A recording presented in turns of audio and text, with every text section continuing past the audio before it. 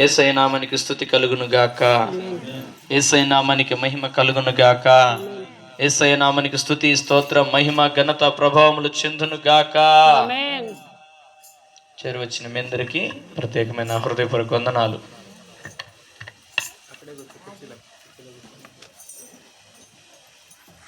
పరిశుద్ధ గ్రంథంలో నుండి కొన్ని సంగతులు మనం చదుదాం. యోహాను సువార్త 15వ అధ్యాయం. యోహాను సువార్త 15వ అధ్యాయం 16వ వాక్యం చదుదాం. మీరు నన్ను ఏర్పరచుకొనలేదు, మీరు నా పేరట తండ్రిని ఏమి అడుగుదురో అది ఆయన మీకు అనుగ్రహించున్నట్లు మీరు వెళ్ళి ఫలించుటకును మీ ఫలము నిలిచుండుటకును నేను మిమ్మల్ని ఏర్పరచుకొని నియమించి తిని. తల్లి, చెల్లి, అక్క, అన్న, ఈరోజు వాక్యం వింటున్నటువంటి నిన్ను దేవుడు ప్రత్యేకంగా పిలుచుకున్నాడు. ఆయన పిలవకపోతే ఎవరు కూడా ఆయన సన్నిధిలో కూర్చోలేరు. ఆయన ఆకర్షించకపోతే ఎవరు కూడా ఆయన దగ్గరికి వచ్చి ఆయన మాటలు వినలేరు. ఈరోజు నువ్వు పిలవబడినావు. దేవునికి స్తోత్రం చెప్పండి. దేవుడు తన వాక్యము ద్వారా నీతో మాట్లాడటానికి నువ్వు పిలవబడినావు. దేవుడు తన మాటలు వినిపించడం కోసం దేవుడు నిన్ను పిలుచుకున్నాడు. ఈరోజు ఆయన మాటలు విన్నవారు దీవించబడతారు. చపలోడు దేవుని నామాన్ని మహింపడతారు. ఆయన స్వరం విన్నవారు, ఆయన మాటలు విని ఆయన మాటల ప్రకారం జీవించడం పడినవారు నిజంగా ఆశీర్వదించబడతారు. ప్రత్యేకంగా దేవుని వాక్యంలో ఏం రాయబడిందంటే, నేను మిమ్మల్ని ఏర్పరచుకున్నాను, నేను మిమ్మల్ని ప్రత్యేకమైన జనాంగముగా నేను ఏర్పాటు చేసుకున్నాను, లోకములో ఉన్న మిమ్మల్ని నేను ప్రత్యేకపరుచుకున్నాను. వీరు నన్ను ఆరాధించేవారు, వీరు నన్ను మహిమపరిచేవారు, వీరు నా కొరకు జీవించేవారని నేను మిమ్మల్ని ఏర్పరచుకున్నాను. ఇది దేవుని మాట. చపలుడు దేవుని నామాన్ని మహిమపరుతారు. దేవుడు ప్రత్యేకంగా ఏర్పాటు చేసుకున్నాడు దేవదూతలను, దేవుని ఆరాధించే దూతలను ఏర్పరచుకున్నారు.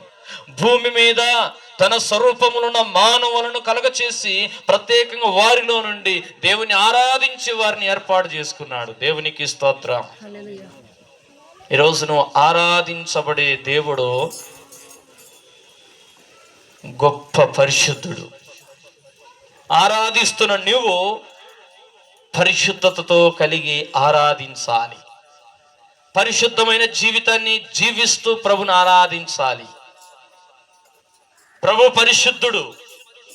తన పిల్లలు కూడా పరిశుద్ధంగా బ్రతుకుతూ పరిశుద్ధంగా జీవిస్తూ ప్రభుని ఆరాధించాలి. అందుకు ప్రభు ఏర్పాటు చేసుకున్నాడు, అందుకు దేవుడు నియమించాడు.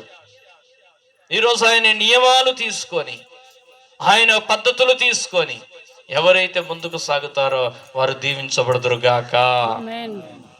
తల్లి, చెల్లి, అక్క, ఎన్నెన్నో ఆలోచనలు మానవునికి. కానీ మానవుని ఆలోచనలన్నీ పక్కన పెట్టేసి దేవుని ఆలోచన తీసుకొని, దేవుడు నన్ను నియమించాడు, దేవుడు నన్ను ఏర్పరచుకున్నాడు, నా కుటుంబంలో దేవుని కొరకు నేను బ్రతుకున్నట్టుగా నన్ను రక్షించుకున్నాడు, నా పనిలో నేను నమ్మకం కలిగి చేయాలి, నా ఉద్యోగంలో నేను నమ్మకం కలిగి చేయాలి, నా వ్యాపారంలో నేను నమ్మకం కలిగి ముందుకు సాగాలి. దేవుడు నన్ను ఒక ప్రత్యేకంగా నియమించుకున్నాడు, ఒక అధికారం ఇచ్చాడు. ఒక తండ్రిగా, ఒక తల్లిగా, ఒక కుమారుడిగా, ఒక కుమార్తెగా నాకాయా నియమించాడు. ఈరోజు నియమించిన దేవుడు నీతో మాట్లాడుతున్నాడు. ఏందో తెలుసా? అక్కడ రాయబడిన మాట, మీ ఫలము నిలిచి ఉండాలి. మీ ఫలము నిలిచి ఉండాలి. యజమానుడు నాటుకున్న చెట్టుకు ఆ ఫలం అలానే ఉండాలి. అది అకాలంగా రాలిపోకూడదు.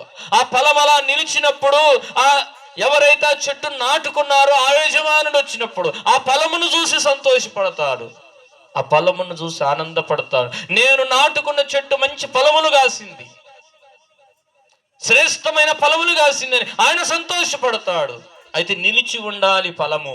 ఎప్పటి వరకు?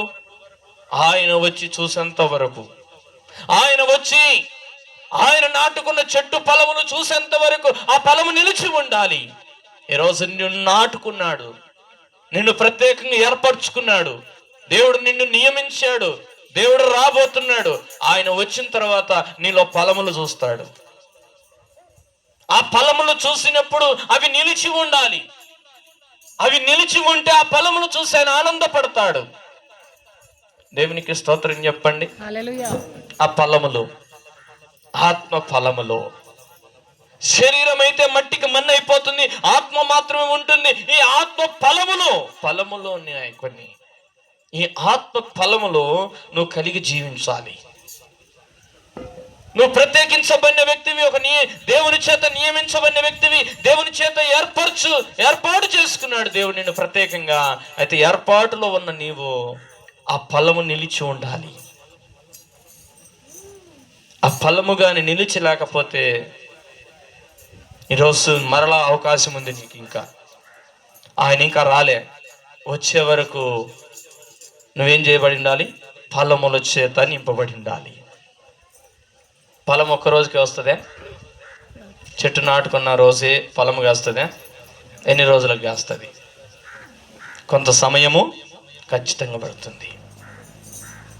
ఆయా చెట్టుకు ఆయా కాలములు నియమించాడు. మరి ఆత్మ ఫలములు కూడా ఉన్నాయి. నువ్వు భక్తి చేస్తున్న నీ జీవితంలో, ప్రార్థనకు వెళ్తున్న నీ జీవితంలో ఈరోజు ఒక సమయం ఉంది. ఆ సమయము లోపల నువ్వేం చేయబడాలో? ఫలముల చేత నింపబడి ఉండాలి. అది ప్రత్యేకమైన ఫలము, అది దేవుడు ఏర్పరచుకున్న ఫలము, దేవుడు కోరుకునే ఫలము, దేవుడు ఇష్టపడే ఫలము. చపలుడు దేవుని నామని మహింపడతాం. హల్లెలూయా. ఈరోజు దేవుడు ఆశించిన ఫలము నువ్వు ఫలించకపోతే, నువ్వు ఎంత భక్తి చేసినా ఆ భక్తిలో పెద్దగా లాభం లేదు. ఇంకా లాభం లేదు.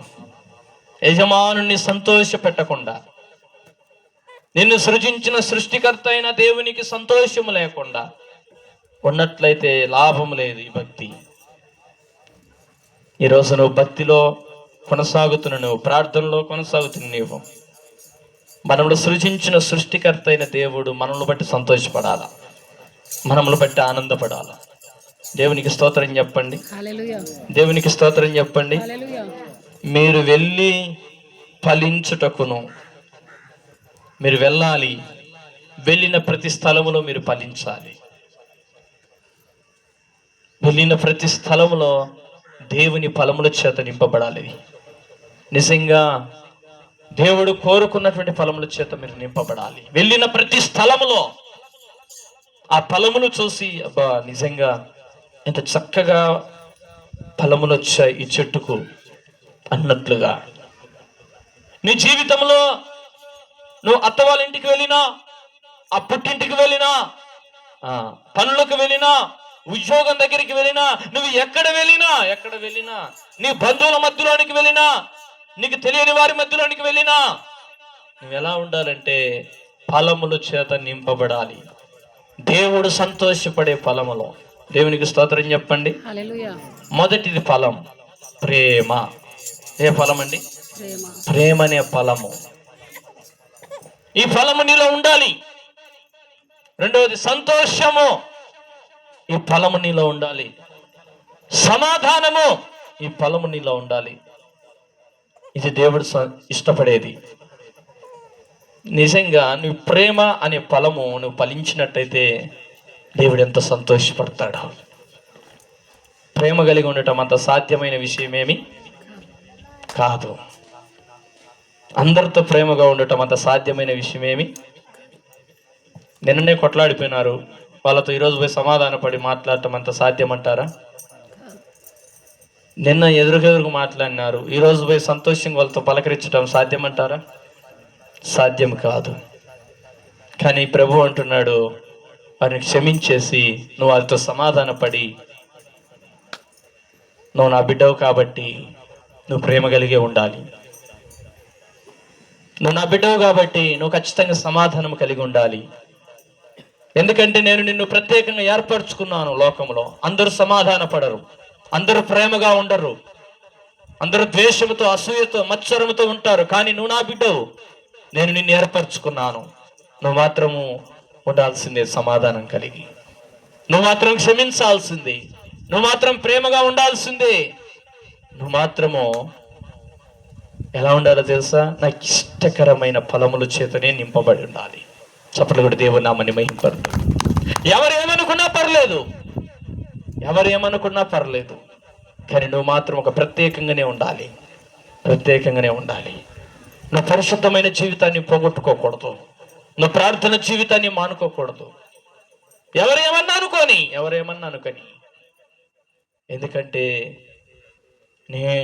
నిన్ను నేను ఏర్పరచుకున్నాను భూమి మీద, నిన్ను నేను నియమించాను భూమి మీద, నువ్వు నా బిడ్డవు అంటున్నాడు. దేవునికి స్తోత్రం, హల్లెలూయా. పరలోక రాజ్య వారసురాలివి నువ్వు, పరలోక రాజ్య వారసుడివి నువ్వు. ఈ లోకంలో నీవు ఎట్టి పరిస్థితుల గుండా సాగుతున్నావు ఆయనకు తెలుసు. అయితే ఆయన నియమించినప్పుడు ఆయన నియమాలలో నువ్వు నిలవాలా, ఆయన కట్టుబాట్లలో నువ్వు నిలబడాలా, ఆయన మాటకు విధేయత చూపాలా. నువ్వు ఒక అధికారికి లోబడతావు, కానీ నిన్ను రక్షించిన దేవునికి కూడా నువ్వు లోబడాలా. దేవునికి స్తోత్రం చెప్పండి. నీ భర్తకు నువ్వు లోబడతావు, సృజించిన సృష్టికర్తకు కూడా నువ్వు లోబడాలా. నీ తల్లిదండ్రులకు నువ్వు లోబడతావు, నిన్ను సృజించిన సృష్టికర్తకు కూడా నువ్వు లోబడాలా. ఈరోజు తల్లి, చెల్లి, అక్క, దేవునికి నువ్వు లోబడుతున్నావు, నీ భర్తకు కూడా నువ్వు లోబడాలా. దేవుని నువ్వు ప్రేమిస్తున్నావు, నీ భార్యను కూడా నువ్వు ప్రేమించాలా. ఈరోజు నీ కుటుంబ జీవితంలో ఎలాంటి ప్రేమ కలిగి, ఎలాంటి లోబడితత్వం కలిగి ఉన్నావో పిల్లారా, నువ్వు దేవుని విషయంలో కూడా అదే కలిగి నువ్వు ఉండాలా. చప్పలు కూడా దేవుని నామమును మహిమపరచండి. నీ కుటుంబ జీవితంలో నువ్వు ఎలా జీవిస్తున్నావో, నీ పిల్లలంటే ఎంత ప్రేమ ఉందో అంతకు మించిన ప్రేమ దేవుని పైన నీకు ఉండాలా. ఆ ఫలాని వస్తువు అంటే ఎంత ప్రేమ ఉందో అంతకు మించిన ప్రేమ దేవుని పైన ఉండాలా, దేవుని పైన ఉండాలా. చప్పలు కూడా దేవుని నామమును మహిమపరచండి. ఈ లోకంలో ఏ పని నువ్వు పట్టుకున్నా, ఏది సాధించినా అదంతా నువ్వు విడిచిపెడతావు. కానీ దేవుని పని చేసి, దేవుని పనిలో దేవుని పరిచారకురాలుగా నువ్వు ఉంటే, అది ఒక రోజు నువ్వు చేసిన ప్రతిదానికి అక్కడ ఫలితం దేవుడు ఇవ్వబోతున్నాడు. అక్కడ ఫలము నిలిచి ఉంటుంది. ఎక్కడో తెలుసా? పరలోకమందు. చప్పట్లు కూడా దేవుని నామమును మహిమపరచుదాం. పరలోకమందు నీ ఫలము నిలిచి ఉంటుందని మత్తయి సువార్త 5వ అధ్యాయంలో ప్రభువు రాశాడు. ఆ మాట చదువుతాం రండి. మత్తయి సువార్త 5వ అధ్యాయం 12వ వాక్యం. సంతోషించుడి, ఆనందించుడి, పరలోకమందు మీ ఫలం అధికమగును. చూసారా? మీరు సంతోషముతో, ఆనందముతో ప్రభువును బట్టి మీరు ఉంటే పరలోకమందు ఫలం ఉందంట. భూమి మీద ఫలముల చేత నింపబడాలి. ఈ ఫలముల చేత నింపబడడానికి నువ్వు ప్రయాసపడుతున్నప్పుడు నీలో ఉండాల్సింది సంతోషం, సమాధానం. అయితే పరలోకంలో కూడా నీకేముంటుందంట? ఫలం ఉంది. పరలోక సంబంధమైన ఫలం నీకు దేవుడు దాచి ఉంచబోతున్నాడు. ఇక్కడ భూమి మీద నువ్వు పని చేస్తా ఉంటే దేవుని పని, నీ ఫలం అక్కడ కనపడబోతుంది. చప్పట్లు దేవుని నామమును మహిమపరచండి. ఈరోజు కనెక్షన్ ఉంటేనే కదండి ఫలము కనపడేది. ఇప్పుడు ద్రాక్ష తీగ ఉంది, ఏరు ఏడో ఉంటుంది, తీగలకి వచ్చినాయి. చెట్టు అక్కడ ఉంది, తీగలలో ఇంతవరకు వచ్చినాయి. కాకర చెట్టు ఉంది, చెట్టు అక్కడ ఉంది, ఏరు మొదలు అక్కడ ఉంది, ఆ తీగలంతా ఇంత దూరం వచ్చినాయి. సొరకాయ చెట్టు ఉంది, అక్కడ చెట్టు ఒకటి ఉంది, తీగలలో వచ్చినాయి. ఫలములు ఎక్కడెక్కడో కనపడతా ఉంటాయి. తీగ ఎంతవరకు ఉంది అంతవరకు దాన్ని అంటు కట్టుబడి. అంటే నువ్వు భూమి మీద పరలోక సంబంధమైనటువంటి ఫలము చేత నువ్వు నింపబడాలంటే ఆ పరలోకంలో ఉన్నటువంటి ఆ స్థానానికి భూమి మీద నువ్వు చేసే భక్తికి సంబంధం ఉండాలనా లేదా? ఆ సంబంధం ఉంటేనే అక్కడ ఫలం కనపడుతుంది. పరలోకంలో నీ ఫలం కనపడాలంటే నీకు భూమి మీద ఆ పరలోక సంబంధమైన దీవెన, పరలోక సంబంధమైన ఆశీర్వాదం, ఆ పరలోక సంబంధం ఫలము నీకు రావాలంటే పరిశుద్ధత అనేది ప్రాముఖ్యత. నువ్వు ఎప్పుడైతే పరిశుద్ధంగా నువ్వు బ్రతుకుతావో, పరిశుద్ధంగా ఎప్పుడైతే జీవిస్తావో, ఆత్మ ఫలముల చేత ఎప్పుడైతే నింపబడతావో అక్కడ నీ ఫలము కూడా ఉంటుంది. దేవునికి స్తోత్రం. దేవుడు దాచి ఉంచిన ఫలం. తల్లి, చెల్లి, అక్క, అన్న ఎందరమో మనం ఈరోజు ప్రయాసపడుతూ ఉన్నాం, ప్రార్థన చేస్తూ ఉన్నాం. వారం ప్రయాస, వారం పట్టుదలతో ఎన్ని పనులున్నా పక్కన పెట్టేసి దేవుని సన్నిధికి పరిగెత్తుకొని వస్తూ ఉన్నాం.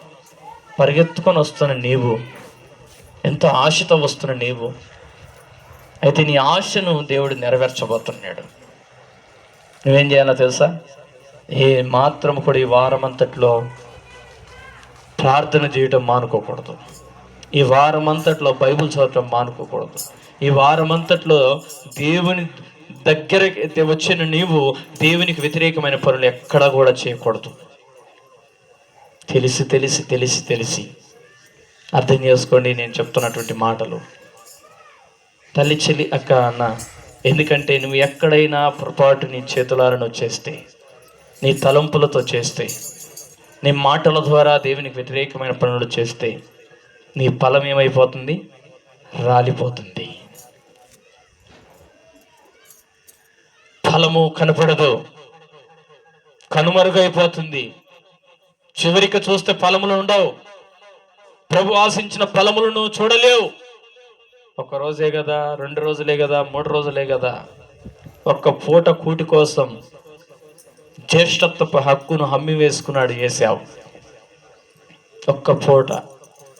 ఒక పూట తినకపోతే ఏం కాదు, కానీ పోగొట్టుకున్నాడు, జ్యేష్ఠత్వాన్ని పోగొట్టుకున్నాడు. ఈరోజు నీవు తుచ్చమైన అభిలాషల కోసం ఇదొక్కటి ఏమంటాడులే యేసయ్య క్షమిస్తాడు, కానీ ఆయన మంచి దేవుళ్ళే. ఒక సీస తాగితే ఏమవుతుంది, ఒక బీడి తాగితే ఏమవుతుంది, ఒక సుట్ట తాగితే ఏమవుతుంది, ఈ ఒక్కటి చేస్తే ఏమవుతుందిలే, ఈ ఒక్కటి చేస్తే ఏమవుతుందిలే, ఈ వస్తువు నాది కదా, ఇది ఒక్కటి తీసుకొచ్చుకుంటే, ఆ సెల్ ఫోన్ నాది కదా, తీసుకొచ్చుకుంటే ఏమవుతుందిలే, ఒకటే కదా. ఆ ఒకటే నిన్నేం చేస్తుందంటే నీకు, నీ కుటుంబానికి నెమ్మది లేకుండా చేస్తుంది. దాంతోపాటు సైతాన్ వచ్చి ఉంటుంది. సైతానుకు నువ్వేం చేసి ఉంటావు? మిచ్చనేసి మిద్దె మీదకి ఎక్కించినట్టుగా నీ కుటుంబంలోనికి ఎక్కించుతావు. తల్లి, చెల్లి, అక్క, నీది కాని వస్తువు నువ్వు తేవటం వల్లనే నీకు సమాధానం లేదు. నీది కాని వస్తువు నువ్వు పట్టుకోవటం వల్లనే నీకు నెమ్మది లేదు. పొరుగువాన్ని నువ్వు ఆశించి ఇంతవరకు నష్టపోయావు. నీది కాని వస్తువును, నీది కాని యొక్క డబ్బును ఆశించి నువ్వు నష్టపోతున్నావు. ఈరోజు దేవుడు మాట్లాడుతున్నాడు, నీ ఫలము నిలిచి ఉండాలంటే నువ్వు అబద్ధికుడిగా ఉండకూడదు. నీ ఫలమును నిలిచి ఉండాలంటే నువ్వు మోసగాడిగా ఉండకూడదు. నువ్వు యథార్థంగా ఉండాలి. చెప్పలేడు దేవుడు నామని మహింపడు. నువ్వు యథార్థంగా నువ్వు ఎప్పుడైతే జీవిస్తావో, పరిశుద్ధత కలిగి ఎప్పుడైతే జీవిస్తావో, నువ్వు ప్రార్థన జీవితంలో ఎవరిని మోసం అంటే దేవుణ్ణే మోసం చేస్తారు. నేను చెప్పిన మాట అర్థమైందా?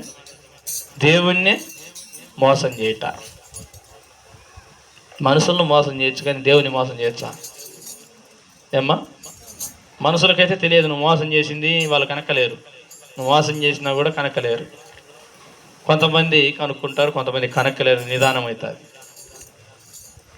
దేవునికి క్షణాల మీద తెలుస్తుంది. అంతే, క్షణాల మీద నువ్వు ఏం చేయబోతున్నావు కూడా తెలుసు ఆయనకు. ఏం చేయబోతున్నావు తెలుసు ఆయన కూడా, తెలిసి కూడా నువ్వు చెప్తున్నావు అంటే ఎన్ని గుండెలు ఉండాలి నీకు, ఎంత ధైర్యం ఉండాలి నీకు. ఏమవుతుంది లేనే, ఆయన ఏం చేసుకుంటారు లేనే, ఆయన వల్ల ఏమవుతుంది లేనే, నిర్లక్ష్యం. నువ్వు నష్టపోకూడదని ఇంకా దేవుడు కాపాడుతున్నాడు. నువ్వు నష్టపోకూడదు, ఎందుకంటే నువ్వు ఒక మంచి పాత్రగా ఉండాలని దేవుడు ఇష్టపడినాడు. ఒక మంచి పాత్రగా, అది దేవుని పాత్రగా, దేవుని పరిచర్యలో ఒక పాత్రగా నువ్వు ఉండాలని ఆయన ఇష్టపడినాడు. దేవునికి స్తోత్రం చెప్పండి, దేవునికి స్తోత్రం చెప్పండి. ఈ శరీరంలో అవయవాలు మనకు ఎలా నిర్మించబడినాయో మనమందరం కూడా సంఘములో, దేవుని సంఘములో మనం అందరం కూడా అవయవములు. కన్ను పని కన్ను చేయాల, చేతుల పని చేతులు చేయాల, కాళ్ళ పని కాళ్ళు చేయాల. ఏ పని అది చేయాల్సిందే. ఒక్కొక్కరికి ఒక్కొక్క బాధ్యత దేవుడు అప్పగించుంటాడు. ఆ బాధ్యత చేయాలి. ఒకరోజు మాట్లాడుకుంటున్నాయంట, కాళ్ళు నేను ఆడికి నడవను, బిగబట్టకపోయి అట్టనే కూర్చుంటానని. చేతులు అనుకుంటున్నాయంట, నేను చేయబట్టి కదా కడుపు నిండి అన్నం తింటున్నాడు, నేను చేతులతో పని చేయకుండా ఉంటే ఇంకా బాగా తింటాడు చూద్దాము అని చేతులు అనుకున్నాయంట. నేను చేయను నోరు అనుకుంటుందంట. అన్ని మేము నమిలితేనే కదా తినేది, కడుపులోకి పోయేది. ఇది బాగా చల్లగా ఉంది, కదలకుండా ఉంది పొట్ట. మేము నమలాలా, మేము చేతులు కష్టపడాలా, మేము కాళ్ళతో పరిగెత్తాలా, కష్టపడి పని చేయాలా, అన్నీ మానుకున్నాయంట పని. మేము చేయకూడదని చేతులు, మేము నడవకూడదని కాళ్ళు, మేము నమలకూడదని, పని చేయకూడదని, తెచ్చుకొని తినకూడదు, వండుకొని తినకూడదని ఇవన్నీ స్ట్రైక్ చేసినాయి అంట. అన్నీ స్ట్రైక్ చేస్తే ఏమైపోతుందండి? ఒక 4 రోజులు 5 రోజులు తినకుండా అట్టనే ఉంటే ఏమవుతుంది? మనిషి ఏమవుతాడు? ఏ పనికి పోకుండా ఉన్న కానీ కదలకుండా ఉండి ఏడు మనిషి అలా నీలక్కపోతాడు. ఇంకా అప్పుడు చెయ్యి అనుకుంటుందండి, వరే మనం చెయ్యకపోబట్టి అని. చెయ్యి లేకుండా పోతే ఇంకా చెయ్యి రాకుండా ఉందంట. ఏడ నీరసంతో కాళ్ళతో నడవడానికి పోతే కాళ్ళు రాకుండా ఉన్నాయంట. నోరుతో అరిసి ఎవరికైనా చెబుదామంటే నోరు రాకుండా ఉందంట. అంటే బాగా ఆరోగ్యంగా బాగా పనిచేసేటప్పుడు ఎవరికోళ్ళు అలిగి ఎవరికోళ్ళు మేలకుండా ఉండేసరికి చివరికి అందరికీ అనగా అన్ని అవయవాలకు ఏమైపోయింది? ఇప్పుడు గొప్ప ప్రమాదము ఏర్పడి, నీ కుటుంబంలో కూడా, సంఘంలో కూడా నేను చేయనులే, నాకేం పనిలే అని నువ్వు స్ట్రైక్ చేస్తే నీకే నష్టం. నేను చెయ్యనులే అనుకున్నంత మాత్రాన, ప్రియులారా, కాళ్ళు నేను చేయనంత మాత్రాన ఎవరికి వాళ్ళందరూ స్ట్రైక్ చేస్తే మొత్తానికి ప్రమాదం వచ్చినట్టుగా. ఈరోజు నువ్వు నీ కుటుంబంలో ఒక బాధ్యత నీకు అప్పగించినాడు దేవుడు. నేను చేయను, నాకేం పని ఉంది అని నువ్వు పక్కకు వెళ్ళిపోయినావు అనుకో, నీకే నష్టం. నీ సంఘంలో కూడా అంతే. సంఘంలో నీకు ఇచ్చిన బాధ్యత, ఆ బాధ్యతను నిర్వహించాలి. నువ్వు ఎప్పుడైతే క్రమంగా ఒక పద్ధతిలో నువ్వు ముందు వెళ్తావో, సైకిల్ సెయిల్ మాదిరిగా ఆ చైను తిరుగుతున్నప్పుడు ఒక్క పండుగ పొరపాటున జరిగి అట్లా పక్కకు తొలిగింది అనుకోండి, ఏమవుతుంది? సైకిల్ చైన్ అంతా పక్కకు పడిపోయి సైకిల్ ముందుకు పోదు. ట్రైన్ పోతూ ఉంటుంది, ఒక గాను పక్కకు తొలిగిపోయింది అనుకో, ఏమవుతుంది? మొత్తం కూడా తొలగిపోతుంది. నీ కుటుంబంలో నేను ఒక్కనేలే అని నువ్వు ఒక్కడివి పక్కకు తొలగిపోయినావు అనుకోండి, పాపం వైపు, కుటుంబం అంతా ఏమైపోతుంది? ఏమైనా చెప్పేది వినపడుతుందే? ఏమైపోతుంది? పక్కకు తొలగిపోతారు. పెద్దలుగా నీవే, తల్లిదండ్రులుగా నీవే నీ బాధ్యతను విరమించేసి నువ్వు పాపముల జోలికి వెళ్ళిపోతే పాపము నిన్ను నీ కుటుంబాన్ని పట్టుకొని పక్కకి ఈడ్చుకుపోయి చంపిపడేస్తుంది అంతే. పాపం వల్ల వచ్చే జీతము మరణం. అది మరణం అందరికీ సంప్రాప్తమైంది. మరణం నుండి విడిపించి జీవములోనికి దేవుడు నడిపిస్తున్నాడు. యేసు ప్రభువుని నమ్ముకున్న వాళ్ళని చప్పలవాడు దేవుని నామమున మహిమపరుద్దాం. ఈరోజు నీవు ఒక బాధ్యత కలిగి నీ బాధ్యత రహితంగా నువ్వు ముందుకు జీవిస్తే నువ్వు నీ కుటుంబం దీవించబడతారు. సీమలు చూసినారా? సీమలో జ్ఞానం కలిగినాయి అంట. ఎంత జ్ఞానం ఉందంటే చిన్నవి, చూడడానికి చాలా చిన్నగా ఉంటాయి, కానీ వాడికి జ్ఞానం ఎక్కువ. ఏడన్నా కొంచెం చక్కెర కానీ, ఏదైనా అన్నం మెతుకులు కానీ, ఇంకేదైనా ఆహారం కానీ దొరికినాయి అనుకోండి, వెంటనే పసిగట్టేసి వాడు గుంపును తీసుకొని వచ్చి మొత్తాన్ని ఎత్తుకపోతాయి. ఆడేం ఉంచవంగా. చూసారా? సిద్ధపరచుకుంటున్నాయి. ఎప్పుడు తిరుగుతూనే ఉంటాయి ఆహారం కోసం. ఏడ ఆహారం ఉన్నా కూడా కనపడదు, ఎత్తుకొని పోతూనే ఉంటాయి. ఈరోజు నువ్వు కూడా నీ కుటుంబం కోసం ఎందుకు కష్టపడకూడదు? ఈరోజు నీ కుటుంబం కోసం నువ్వు ఎందుకు శ్రమ పడకూడదు? అది మిగలాలంటే దేవుని మీద ఆధారపడి ప్రార్థన చేసుకుని, ప్రభు పలాని పనికి వెళ్తున్నాను, నాకు సాయం చేయమంటే ఖచ్చితంగా సాయం చేస్తాడు ఆయన. నువ్వు ఎట్లా ఉండాలంటే బాధ్యత కలిగి ఉండాలి. దేవునికి స్తోత్రం చెప్పండి. నీ కుటుంబాన్ని పోషించుకోవడానికి ఒక బాధ్యత నీలో ఉంది. నువ్వు ఆ బాధ్యతను విరమించొద్దు. ఏ ఒక్కరోజు నువ్వు నిర్లక్ష్యం వహించినది గొప్ప ప్రమాదం ఉంది. ఈ 100 రూపాయలు ఏమవుతుంది, 100 రూపాయలు నేను తాగి ఇంటికి పోతే అయిపోతుందంటే ఆ 100 రూపాయలు లేక కుటుంబంతో ఒక రోజు అన్నం లేక ఇంట్లో అవసరతలు తీర్చబడక రోడ్డున పడే రోజు రాబోతుంది. ఆ 100 రూపాయలను వేస్ట్ చేసుకున్నావంటే నీ కుటుంబమే నష్టపోతుంది. నీ కుటుంబం నువ్వే నష్టపోతావు. అది వేస్ట్ చేసుకోవటం వల్ల, దేవుడిచ్చిన రక్షణను వేస్ట్ చేసుకోవటం వల్ల, నువ్వు దేవుడిచ్చినటువంటి కృపను నువ్వు వ్యర్థం చేసుకోవటం వల్ల. అందుకే దేవుని వాక్యంలో రాయబడింది, నువ్వు వ్యర్థం చేసుకోవద్దు. దేవుడిచ్చిన సమయాన్ని వ్యర్థం చేసుకోవద్దు. దేవుడిచ్చిన కృపను వ్యర్థం చేసుకోవద్దు. దేవుడిచ్చిన రక్షణను నువ్వు వ్యర్థం చేసుకోవద్దు. దేవుడిచ్చాడు నీకు, అయితే నువ్వు వ్యర్థంగా నువ్వు జీవించవద్దు. దేవునికి స్తోత్రం చెప్పండి. దేవుని మాటలు నీకు వినిపిస్తున్నాడు నువ్వు సరిచేయబడాలని. 100 రూపాయలే కదా అని 100ని ఎట చూడాలన్నా తెలుసా? ఎంత విలువైనగా చూడాలి. ఇది దేవుడిచ్చిన సంపాదన అని చాలా జాగ్రత్తగా ఖర్చు చేయాలి. నువ్వు 100 రూపాయల కాడ నమ్మకంగా లేకపోతే 1000 రూపాయల కాడ నువ్వు నమ్మకంగా ఉంటావా? 1000 రూపాయల కాడ నమ్మకంగా లేకపోతే 10,000 కాడ నమ్మకంగా ఉంటావా? చిన్న పనిలో నీకు నమ్మకంగా లేకపోతే పెద్ద పనిలో నీకు ఎవరు అప్పగిస్తారు? యజమానుడు చిన్న పని నీకు అప్పచెప్పినప్పుడు ఆ పనిలో నీకు నమ్మకం లేనప్పుడు, ఆ నమ్మకంగా నువ్వు చేయనప్పుడు పెద్ద పని నీకు ఎట్లా అప్పచెప్తాడు? దేవుని పనిది. నువ్వు దేవుని పని చేస్తే నీకు నమ్మకస్తులకు మెండుగా దీవెనలు అన్నాడు. సభలో దేవుని నామమును మహిమపరచుదాం. ఇది దేవుని పని. దేవుని పనిలోనూ సహకారిగా నిలబడితే, దేవుని పనిలో పాలు పంపులు పొందితే, దేవుని పనిలో దేవుని ఆరాధించే వ్యక్తిగా నువ్వు మార్చబడితే, ప్రియులారా, దేవుని దీవెనలు నీకున్నాయి. దేవుని ఆశీర్వాదాలు నీకు వస్తాయి.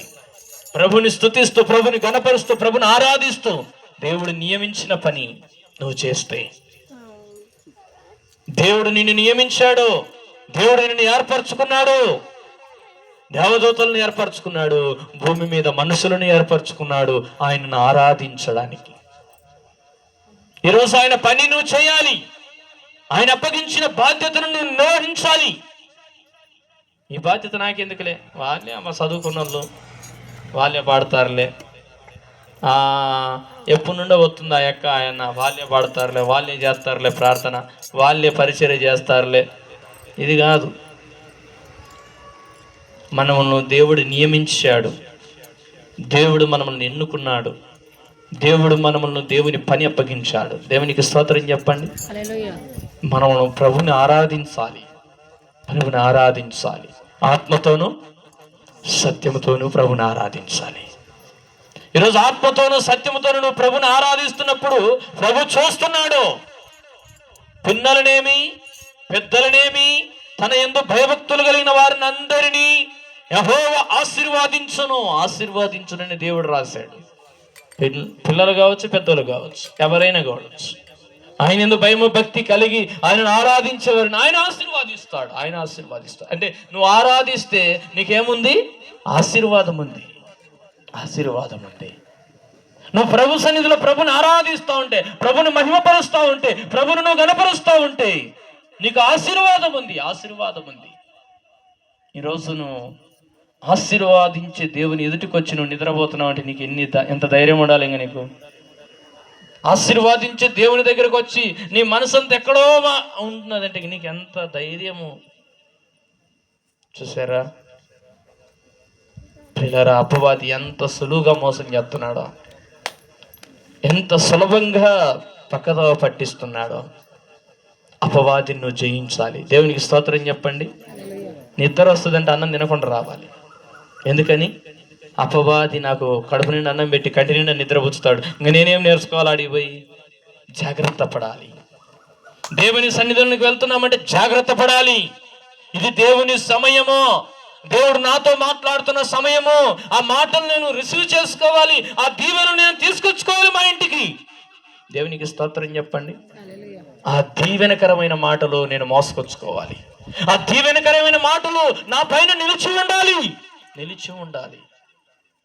ఈరోజు ఆయన మాటలు ఎవరిలో నిలిచి ఉంటాయో వారు బహుగా ఫలిస్తారని దేవుడు వాక్యంలో రాశాడు. చబలుడు దేవుడు నామాన్ని మహిమపరచు. చదువుతారా? మాట చదువుతారా? 6వ వాక్యం, 15వ అధ్యాయం 6వ వాక్యం, 7వ వాక్యం. నా యందు మీరును మీ యందు నా మాటలు నిలిచి ఉండినలా. చూసారా, ఈరోజు ఫలింపు అనేది ఉంది, దీవెన అనేది ఉంది. ఆయన మాటలు నిలిచి ఉండాల. తల్లి, చెల్లి, అక్క, అన్న, ఆయన మాటలు నీలో నిలిచి ఉంటే నీకు దీవెన ఉంది. ఈ మధ్యాహ్న వేళ సమయంలో ఆయన మాటలు నీలో ఉండాలి. వాక్యం ఒకటి చెప్పంటే చెప్పలేకపోతా ఉంటారు చాలామంది. బ్రదర్, సిస్టర్, ఒక వాక్యం మనకు గుర్తుందా అంటే నాకు చదివే లేదన్న. స్టోరీలు చెప్పమంటే చచ్చిపోయిన వాడు చరిత్ర చెప్తారు, బతికిన వాళ్ళ చరిత్ర చెప్తారు, పుట్టబోయే పిల్లల చరిత్ర కూడా చెప్తారు. వాడు అట్ట కావచ్చు, ఇట్ట కావచ్చు, ఎందుకంటే వాళ్ళ తల్లిదండ్రులు అట్ట ఇట్ట ఎంతెంతో ఊహిస్తారు. దేవుని వాక్యం ఎందుకు చెప్పారంటే అది గుర్తుండదంట. అందుకే దేవుని వాక్యం ఏమన్నాడంటే, నా యందు మీ మాటలు నిలవాల. మనలో దేవుని వాక్యం నిలబడాలా. దేవుని వాక్యం నిలబడితే దేవుడు ఏమన్నాడు తెలుసా? మీకు ఏది ఇష్టం అడగండి, నేను మీకు ఇస్తానంటే. చబలుడు దేవుని నామాన్ని మహిమపడతాం. మనకి ఏదో ఇష్టమైంది అడుగుతాము కానీ ఆయన మాటలు మనలో నిలిచి ఉంటే అడిగితేనే దానికి ప్రతిఫలం వస్తుంది. ఇది గుర్తుపెట్టుకోవాలా. ఆయన మాటలు మనలో నిలిచి ఉంటే. ఆ చదువుతారా? మాట చదువుతారా? యోహాను సువార్త 15వ అధ్యాయం 7వ వాక్యం. నా యందు మీరును మీ యందు నా మాటలను నిలిచి ఉండిన ఎడల మీకు ఏది ఇష్టమో అడుగుడి, అది మీకు అనుగ్రహింపబడును, అది మీకు నేను ఇస్తాను. ఆటోమేటిక్గా వచ్చేస్తుంది. ఆయన మాటలు ముందు మనలో ఉండాల.